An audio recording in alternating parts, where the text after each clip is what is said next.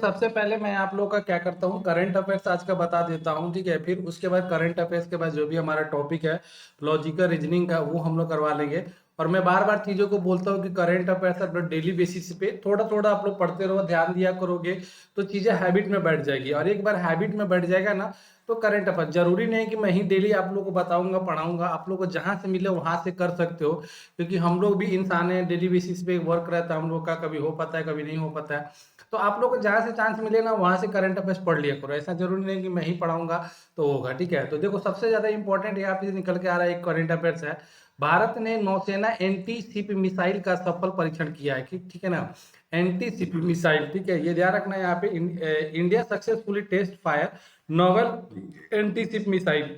मतलब समुद्र में, सी में जो रहता है ना, शिप मिसाइल को मतलब मारने के लिए, एंटी उसका विरोध करने के लिए ये चीजें है, ठीक है। तो याद रखोगे यहाँ पे सक्सेसफुली इसने क्या कर लिया, लॉन्च है, मतलब टेस्ट फायर कर लिया है। देख लो ये मिसाइल है, देख सकते हो अजूबा टाइप का है। तो थोड़ा सा न्यूज में रहने वाला है, आप लोग को ध्यान के बना के रखना है सब चीजों को, ठीक है। अब इससे देखो थोड़ी सी जो फैक्ट यहाँ से आप लोग को पूछे जा सकती है, तो यहाँ से पूछी जा सकती है। भारत ने उड़ीसा के तट पे, सबसे पहले तो ये पूछ देगा कि एंटी शिप मिसाइल जो है ना कहाँ से छोड़ा गया, कौन से स्टेट से, तो उड़ीसा के से दूर चांदीपुर, ठीक है ना, जगह का नाम याद रख सकते हो, चांदीपुर। पहली नौसेना एंटी शिप मिसाइल का सफल परीक्षण किया है। मिसाइल को भारतीय नौसेना के सिकिंग हेलीकॉप्टर से लॉन्च किया गया है। सिकिंग हेलीकॉप्टर का नाम आप लोग दिमाग में रख सकते हो, सिकिंग हेलीकॉप्टर। देख लो यहाँ पे उड़ीसा चांदीपुर सिकिंग हेलीकॉप्टर, ठीक है। दो तीन चीजें पॉइंट यहाँ से ध्यान रखना आप लोग को। देख लो कुछ को मैं पूरा का पूरा समरी ये दे रखा हूँ यहाँ पे, पूरा देख लेना। यहाँ पे भारत ने उड़ीसा के चांदीपुर भारतीय नौसेना हेलीकॉप्टर, उसी का मतलब शॉर्ट में पूरा डिटेल में आप लोग को यहाँ से मिल जाएगा, ठीक है। और इसको बनाया किसने है, तो डीआरडीओ ने बनाया है, ठीक है ना। डीआरडीओ ने डिफेंस रिसर्च डेवलपमेंट ऑर्गेनाइजेशन होता है, एक होता है हमारा इसरो होता है। इसरो जो है ना स्पेस में, अंतरिक्ष में जो भी खोजबीन होते हैं ना उसके बारे में इसरो देखता है। और डिफेंस के रिलेटेड जो भी मशीनरी सामान बनता है ना वो हमारा डीआरडीओ बनाता है, ठीक है।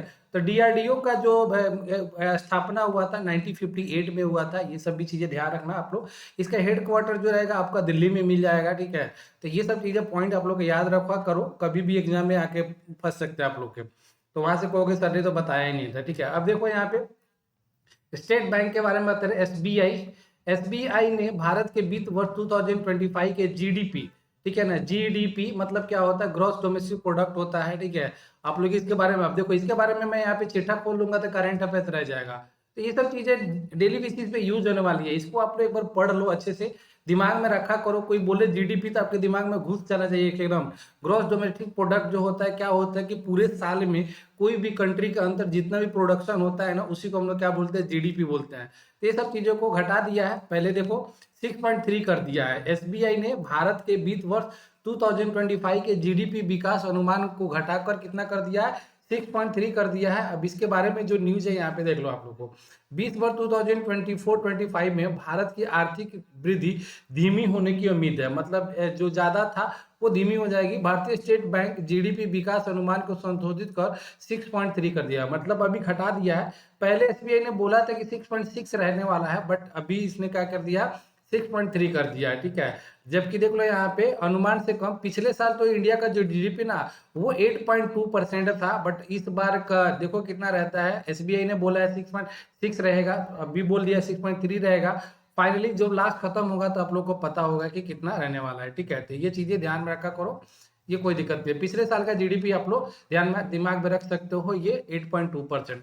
फिर उसके बाद देखो यहाँ पे जेके। जेके मतलब क्या होता है, जम्मू कश्मीर, ठीक है। जम्मू कश्मीर पुलिस ने ईमेल के माध्यम से पहली एफआईआर फर्स्ट इंफॉर्मेशन रिपोर्ट होता है किसी थाने में, मतलब आपके साथ भी कुछ होता है तो एफआईआर किया हो तो ईमेल के थ्रू, ठीक है ना। ध्यान रखो यहाँ पे ईमेल के थ्रू पहली बार एफआईआर दर्ज करने वाला स्टेट जो बन गया है वो हमारा कौन बन गया है, जम्मू कश्मीर बन गया है, ठीक है।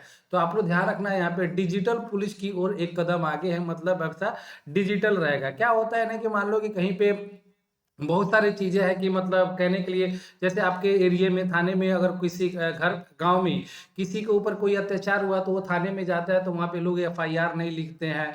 जो बड़े बड़े लोग होते हैं ज्यादा पावरफुल वाले, उनके काम जल्दी होते हैं, आपके पे एफआईआर नहीं लिखा जाता है। बट ऑनलाइन चीजें रहेगा तो थोड़ा सा ट्रांसपेरेंटी रहेगी, तो इसके हिसाब से देख सकते हो कि ये अच्छी चीजें हैं। और जम्मू कश्मीर पहला स्टेट है इसने किया है, तो बढ़िया है। ध्यान रख सकते हो आप लोग। वही चीज़ है, यहाँ पे देख सकते हो पूरी कहानी यहाँ पे यही है। स्टेट का नाम याद रखना, कहानी बस उतना ही। फिर उसके बाद देखो दिल्ली की मुख्यमंत्री अभी रेखा गुप्ता बन गई है, ठीक है ना, रेखा गुप्ता आप लोग ध्यान में रख सकते हो, रेखा गुप्ता। दिल्ली की पहली मुख्यमंत्री कौन थी? सुषमा स्वराज थी, ठीक है, 1998 में बनी थी। तो याद रखना कभी कभार अगर आप लोग को पूछ दिया जाए तो, ठीक है। देख लो यहाँ पे भारत की राजधानी दिल्ली ने कई नेताओं को देखा जिन्होंने, अब यहाँ पे मैं क्या पढ़ के बताऊं, देखो यहाँ पे दिल्ली है और यहाँ पे एनसीटी, एनसीटी का फुल फॉर्म जो होता है ना, नेशनल कैपिटल ऑफ टेरिटरी होता है, ठीक है, नेशनल कैपिटल ऑफ टेरिटरी होता है। यमुना नदी के किनारे है, देख सकते हो यहाँ पे। केंद्र शासित प्रदेश जो बना था दिल्ली, वो 1956 में बना था, ठीक है, आप लोग ध्यान रख सकते हो। सुषमा स्वराज जो पहली महिला मुख्यमंत्री थी, ये बनी थी 13 अक्टूबर 1998 से 30 दिसंबर 1998 तक, ओनली 51 डेज के लिए बनी थी, ठीक है। और ये क्या हुआ था ना कि दिल्ली में उस टाइम मतलब प्याज का, ओनियन का मतलब जो प्राइस था ना, बहुत ज्यादा हाई हो गया था, जिसके वजह से वहां की जनता गुस्सा हो गई। और जो पहले वाले सीएम थे उन्होंने क्या कर दिया, रिजाइन कर दिया। और रिजाइन कर दिया तो उसके बाद सुषमा स्वराज को बनाया गया था 1998 में। बस कुछ खास नहीं था। अब देखो दिल्ली के बारे में कुछ जानकारी रहेगी आप लोग को तो बहुत अच्छा रहेगा, क्योंकि ये चीजें आप लोग को रहनी चाहिए। देख सकते हो यहाँ पे मैं आप लोग को थोड़ी बहुत बता देता हूँ।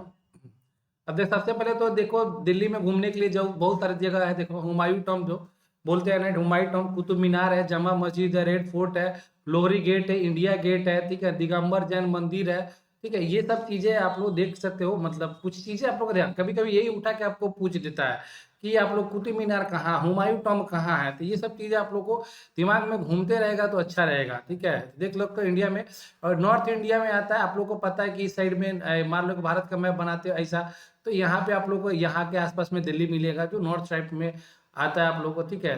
दिल्ली सल्तनत सबसे पहले दिल्ली का कैपिटल बना था 1214 में। फिर मुगल एम्पायर जो कि बाबर ने यहाँ पे आके स्टैब्लिशमेंट किया था, ठीक है। तो ये सब चीजें ध्यान रख सकते हो।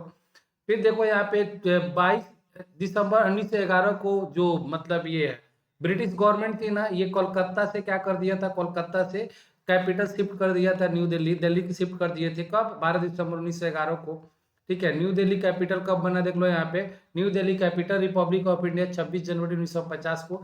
थोड़ी बहुत आइडिया रहेगा तो आप लोग ध्यान रख सकते हो। यहाँ पे देख लो, यहाँ पे गवर्नमेंट कौन होता है, तो गवर्नमेंट ऑफ दिल्ली होता है। लेफ्टिनेंट गवर्नर कौन है, यहाँ पे एलजी जिसको बोला जाता है, वो विनय सक्सेना है। चीफ मिनिस्टर कौन है, रेखा गुप्ता है। और यहाँ पे कौन सा कैमरल है, यूनि कैमरल। देखो बाई कैमरल क्या होता है, बाई कैमरल वो होता है जिस स्टेट में लेजिस्लेटिव असेंबली और लेजिस्लेटिव काउंसिल हो। मतलब जहां पे जिस स्टेट में विधानसभा, ठीक है ना, विधानसभा और विधान परिषद दोनों होता है ना, उसको द्विसदनीय बोला जाता है, बाई कैमरल द्विसदनीय बोला जाता है। और जहां पे सिर्फ सिंगल होता है उसको कैमरल यानी एक सदनीय बोला जाता है। तो यहाँ पे बाई कैमरल समझ सकते हो ना आप लोग को। बाई कैमरल ओनली 6 स्टेट है, आप लोग को बार बार मैं बताता हूँ। बिहार हो गया हमारा प्यारा मतलब दोस्त बगल में भाई है, यूपी हो जाएगा, फिर उसके बाद कर्नाटका हो जाएगा, महाराष्ट्र हो जाएगा, फिर आंध्र प्रदेश, और आंध्र प्रदेश से निकला एक स्टेट है तेलंगाना। तो इतने जो रहेंगे आपके क्या है, बाई कैमरल स्टेट है जहाँ पे द्विसदनीय है, ठीक है। तो बिहार में भी याद रख सकते हो कि टोटल अगर मान लोगे कि विधान परिषद का सीट कितना है, 75 है। विधान सभा का सीट कितना है, 243 है, 243 है। लोकसभा का सीट कितना है यहाँ पे, तो यहाँ पे लोकसभा का सीट 40 है। ये सब चीजें कुछ फैक्ट है आप लोग को ध्यान में रखना पड़ेगा, क्योंकि आप लोग को आते रहना चाहिए, ठीक है। समझ में आया? आई होप आप लोग को समझ में आया रहेगा। तो आज का करंट अफेयर्स ये खत्म हो गया।